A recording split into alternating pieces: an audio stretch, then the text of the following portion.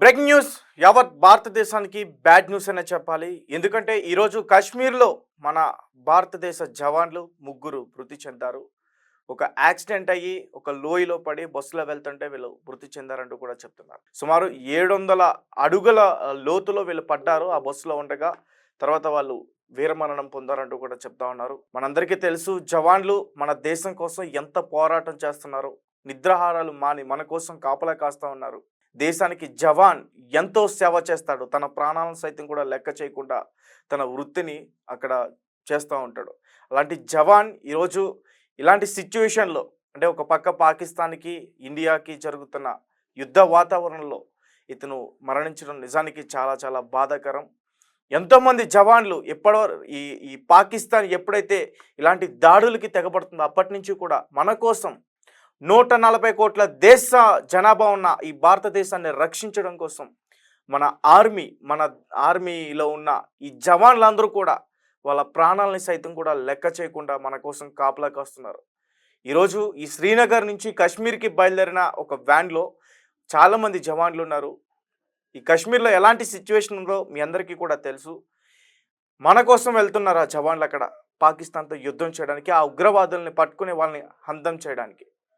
అలాంటి సిచ్యువేషన్లోనే ఒక లోయలో వీళ్ళు ప్రయాణిస్తున్న ఆ వ్యాన్ పడిపోవటం, వాళ్ళు వెంటనే వాళ్ళ ప్రాణాలని వదలటం, దాదాపు చాలామందికి గాయాలంటూ కూడా చెప్తున్నారు. ఇంకా చాలామంది చనిపోయే అవకాశం ఉందంటూ కూడా చెప్తున్నారు. అయితే ప్రస్తుతం వెలుగులోకి మాత్రం అమిత్ కుమార్ అలాగే మరొక వ్యక్తి పేరు కూడా వచ్చింది. ముగ్గురు అని చెప్తున్నారు, ముగ్గురు చనిపోయారని చెప్తున్నారు. వాళ్ళ పేర్లు నేను సరిగ్గా చూసుకోలేదు. అమిత్ కుమార్ అలాగే ఇంకొక పేరు కూడా ఉంది. వీళ్ళు ప్రస్తుతం అయితే చనిపోయారంటూ కూడా నిర్ధారించారు. ఏదేమైనప్పటికీ వీళ్ళ ప్రాణాలు మళ్ళీ తిరిగి రావు. వీళ్ళు నిజంగా చెప్పాలంటే దేశానికి వీళ్ళు వీరులేళ్ళు. ఎందుకంటే మన కోసం వాళ్ళు అక్కడ చేస్తుంది చిన్న యుద్ధం కాదు. వాళ్ళ ప్రాణాలు పోతున్నాయి. వాళ్ళ కుటుంబాలను వదులుకుని మన కోసం అక్కడ కాపలా కాస్తూ వాళ్ళ ప్రాణాలను విడిచిపెట్టుకుంటున్నారు.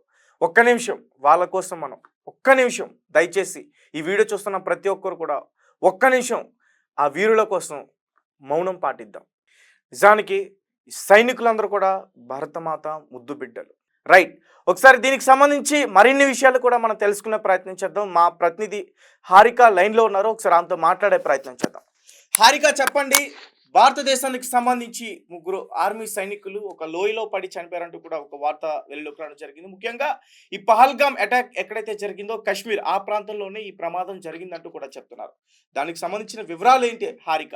రైట్, జమ్మూ కాశ్మీర్ లో ఈ రోడ్డు ప్రమాదం జరిగిందని చెప్పుకోవాలి. అయితే ప్రస్తుతం ఇది రాంబన్ జిల్లాలో ఈ రోడ్డు ప్రమాదం జరిగింది. అయితే ఈ రోడ్డు ప్రమాదానికి సంబంధించి అంటే చాలా అనుమానాలు అయితే కొంచెం బయటకు వస్తున్నాయి. అంటే ఇది సహజంగానే జరిగిందా ఈ ప్రమాదం, లేకపోతే ఎవరైనా క్రియేట్ చేశారా అని కూడా ఆలోచిస్తున్నారు. ఎందుకు అని అంటే ఒక పక్క పెహల్గామ్ అటాక్ కి సంబంధించి ఉగ్రవాదుల్ని పట్టుకునే స్థితిలో ఈ పరిస్థితుల్లో ఇప్పుడు పాకిస్తాన్ పైన దాడికి వెళ్ళాలా, యుద్ధానికి వెళ్ళాలా అని చెప్పేసి ఇప్పుడు మన సైనికులందరూ ఎదురు చూస్తున్నారు. ఈ టైంలో ఇలా రోడ్డు ప్రమాదంలో ముగ్గురు జవాన్లు చనిపోవడం వెనక అందరూ బాధపడుతున్నారు. ఎందుకు అంటే ఇప్పటికీ కసితో ఉన్నారు మన సైన్యం. ఎప్పుడెప్పుడా అని చెప్పేసి యుద్ధం అనగానే వెళ్ళడానికి రెడీగా ఉన్నారు ప్రస్తుతం. అలాంటి సిచ్యువేషన్ లో ఇప్పుడు ముగ్గురు జవాన్లు ఇలా రోడ్డు ప్రమాదంలో పడి చనిపోవడం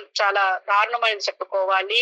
అయితే ఈ ఆర్మీ వాహనం 700 అడుగుల లోతైన లోయలో పడిపోవడంతోనే ఈ ప్రమాదం జరిగింది అని అంటున్నారు.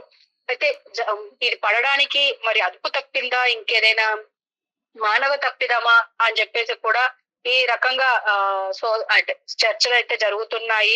ఒకవేళ ఇన్వెస్టిగేషన్ లో మరి ఇది ఏం తేలుతుంది అనేది ఒకసారి అయితే చూడాలి. ప్రస్తుతం అక్కడ ఈ చష్మా ఆన్ ఈ నేషనల్ హైవే 44 అని చెప్పేసి ఉంటుంది. అక్కడ 700 కిలోమీటర్ల నుంచి జారి పడిపోయింది ఆ వెహికల్. ఇప్పుడు దీనికి సంబంధించి ప్రస్తుతం అయితే అక్కడ స్థానికులు ఫస్ట్ గుర్తించి వాళ్ళని కాపాడే ప్రయత్నం అయితే చేశారు.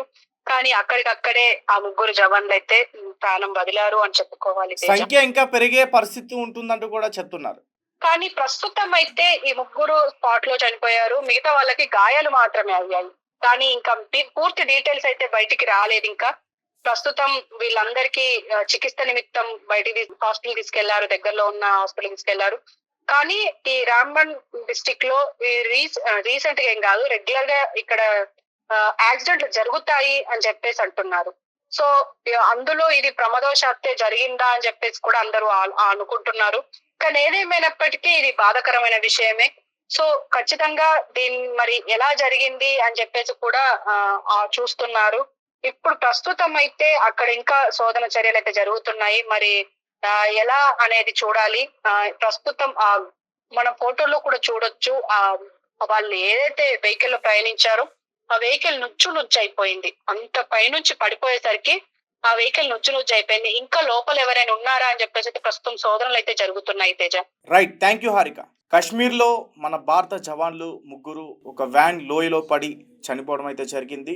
మరి వీళ్ళ ఆత్మకి శాంతి చేకూరాలని చెప్పేసి మనం మనస్ఫూర్తిగా కోరుకుందాం. ఎందుకంటే వాళ్ళు మన కోసం పనిచేస్తున్నారు, ఈ దేశం కోసం పనిచేస్తున్నారు. ఈ దేశంలో ఉన్న 140 కోట్ల మంది ప్రజలు ఇక్కడ సుఖ సంతోషాలతో ఉండాలని చెప్పేసి మన కోసం శత్రువులు రాకుండా కాపలా కాస్తున్నారు మన కోసం. అటువంటిది ఈరోజు వాళ్ళ ప్రాణాలు విడిచారు. దేశం కోసం ప్రాణాలు లెక్క చేయని ఓ సైనికుడా, అలుపెరగని పోరాటం చేసిన ధీరుడా, శత్రువు దాటికి వెన్ను చూపని వీరుడా,